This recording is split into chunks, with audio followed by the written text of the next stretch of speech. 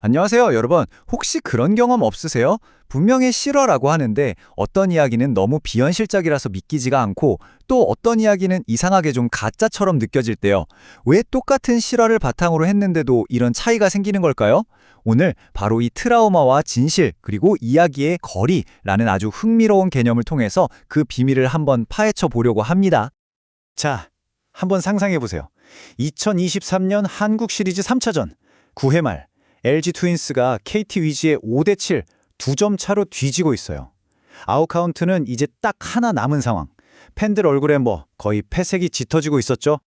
그런데 바로 그 순간 타석에 들어선 LG의 오지환 선수가 정말 거짓말처럼 역전 3런 홈런을 빵 터뜨립니다. 스코어는 8대7. 와, 이건 그냥 영화가 아니라 영화 각본가도 이건 너무 억지야 하고 찢어버릴 법한 그런 대역전극이었죠. 바로 여기서 되게 이상한 점이 생겨요. 만약에 이게 실화가 아니라 영화였다면 어땠을까요?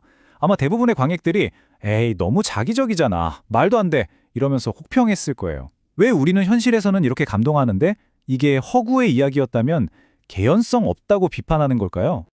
이런 현상을 개연성 없는 현실이라고 부를 수 있을 것 같아요. 분명 사실인데 우리가 보통 이야기에서 기대하는 어떤 논리적인 흐름을 완전히 거스르는 사건들이죠.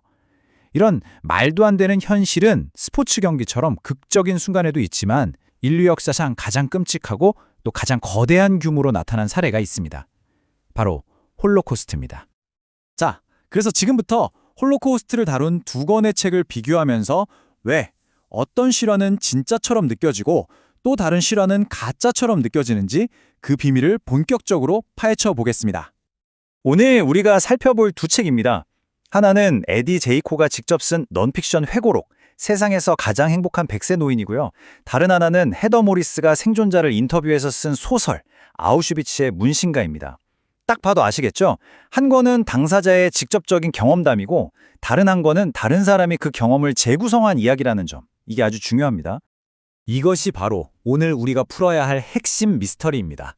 둘 다 그 끔찍한 실화를 바탕으로 했는데 도대체 왜 한 이야기는 뼛속까지 파고드는 것 같은 진실의 힘이 느껴지고 다른 이야기는 그 힘이 어딘가 좀 희석된 것처럼 느껴지는 걸까요?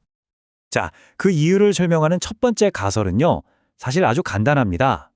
바로 진실 그 자체가 가진 압도적인 힘 때문이라는 거죠. 다른 사람의 해석이라는 필터를 거치는 순간 그 본질적인 힘이 사라져버린다는 설명이에요. 이 문장이 이 가설의 핵심을 정확히 꿰뚫습니다. 아무리 실화를 바탕으로 해도 소설은 진실을 이기지 못한다. 생각해보면 그렇잖아요. 영화 보다가 에이 저게 말이 돼? 하다가도 맨 마지막에 이 이야기는 실화를 바탕으로 합니다. 라는 자막이 딱 뜨는 순간 모든 게 용서되고 갑자기 막 눈물이 나고 다들 그런 경험 한 번쯤 있으시죠? 그 차이가 바로 여기서 생기는 겁니다. 넌픽션 회고록은 무슨 일이 일어났는가, 즉 사실에 집중하죠. 물론 저자가 자기 내면을 묘사하기도 해요. 하지만 그건 저자 자신의 생각이니까 진실의 무게가 그대로 실리는 겁니다. 반면에 소설가가 아마 이 사람은 이런 심정이었을 거야 라고 상상해서 쓰는 순간 그건 추측이 되잖아요. 바로 이 타인의 해석이라는 필터가 끼어들면서 진실의 날 것 그대로의 힘을 약화시키는 거죠. 근데 정말 문제가 그렇게 간단할까요? 그냥 다른 사람이 썼다는 이유만으로 진실의 힘이 사라지는 걸까요? 어쩌면 문제의 본질은 누가 썼느냐가 아닐지도 모릅니다. 홀로코스트 같은 그런 극단적인 고통은 애초에 다른 사람에게 전달될 수 있는 이야기가 될 수 없는 건 아닐까요?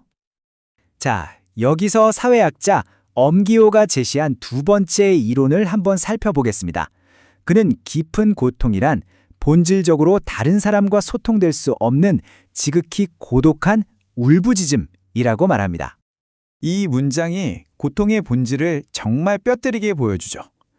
내 손톱 및 가시가 남의 암투병보다 더 고통스럽다. 고통은 철저하게 주관적인 경험이라는 거예요. 그 누구도 다른 사람의 고통을 있는 그대로 느낄 수는 없어요. 내 고통만이 세상의 전부처럼 느껴지는 것.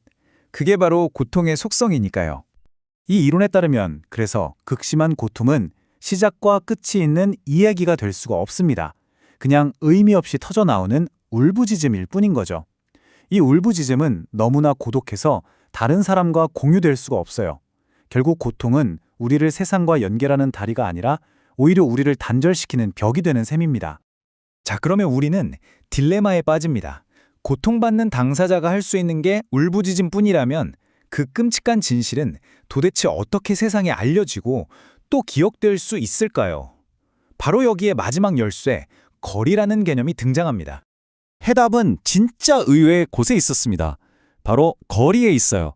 엄기호 작가는 이 소통 불가능의 문제를 해결할 열쇠로 곁에 곁이라는 아주 독특한 개념을 제시하는데요. 이게 정말 기가 막힙니다. 이 구조로 한번 보시죠. 세 종류의 사람이 있습니다. 첫째, 고통 당사자. 이들은 고통의 한가운데서 울부짖을 뿐이지 그걸 이야기로 만들 여유가 없어요. 둘째, 바로 곁에 있는 사람. 이 사람들은 고통은 너무 가까이서 보기 때문에 같이 감정적으로 압도당해버려요. 객관적인 전달자가 되기 어렵죠. 그리고 마지막, 가장 중요한 곁에 있는 사람입니다. 이들은 너무 가깝지도 너무 멀지도 않은 딱 그 최적의 거리에 있는 거예요. 그래서 감정에 휩쓸리지 않으면서 그 울부짖음을 왜곡 없이 언어로 번역해낼 수 있는 유일한 존재라는 겁니다. 자, 그렇다면 자신의 트라우마를 직접 글로 쓰는 회고록 작가는 어떤 위치에 있을까요? 바로 여기서 진짜 무릎을 탁 치게 됩니다. 현재 글을 쓰는 작가 자신이 고통받던 과거의 나의 곁에 곁이 되어주는 거예요. 다시 말해, 시간이라는 완벽한 거리를 확보해서 과거 자기 자신의 울부짖음을 스스로 번역해내는 거죠. 이 표에 두 책을 대입해보면 이제 모든 게 명확해집니다. 먼저 에디 제이쿠의 책을 보죠. 고통 당사자는 과거의 에디입니다. 그리고 곁에서 그 고통을 번역하는 사람은 바로 현재의 작가 에디 자신이죠. 완벽한 구조예요. 반면에 아우슈비츠의 문신가를 볼까요? 고통 당사자는 날레 소콜로프. 그런데 작가 헤더 모리스는 곁이 아니라 너무 가까운 곁에 있었던 거죠. 그래서 그의 울부짖음을 번역하는 대신 자신의 감정으로 해석하고 소설로 재구성하게 된 겁니다. 결론은 명확합니다. 넌픽션 회고록이 압도적인 힘을 갖는 진짜 이유는 저자가 스스로의 곁이 되어서 자신의 울부짖음을 가장 순수하게 번역했기 때문입니다. 반면에 소설은 실화를 바탕으로 했더라도 작가가 곁에 있는 사람으로서 그것을 해석하는 과정을 거치게 되죠. 그리고 바로 그 과정에서 진실의 날 것 그대로의 힘은 어쩔 수 없이 희석되었던 겁니다. 그렇다면 이 모든 논의는 우리에게 마지막 질문 하나를 던집니다. 우리가 타인의 고통을 이야기하는 진짜 이유는 뭘까요? 그 사람의 고통을 똑같이 느끼게 하기 위해서일까요? 아니면 그 고통을 온전히 이해하게 하기 위해서일까요? 어쩌면 진정한 공감이란 감정의 전이가 아니라 한 걸음 떨어져서 그 사람의 울부짖음에 조용히 귀 기울여주는 그 올바른 거리를 찾는 데서 시작되는 건지도 모르겠습니다.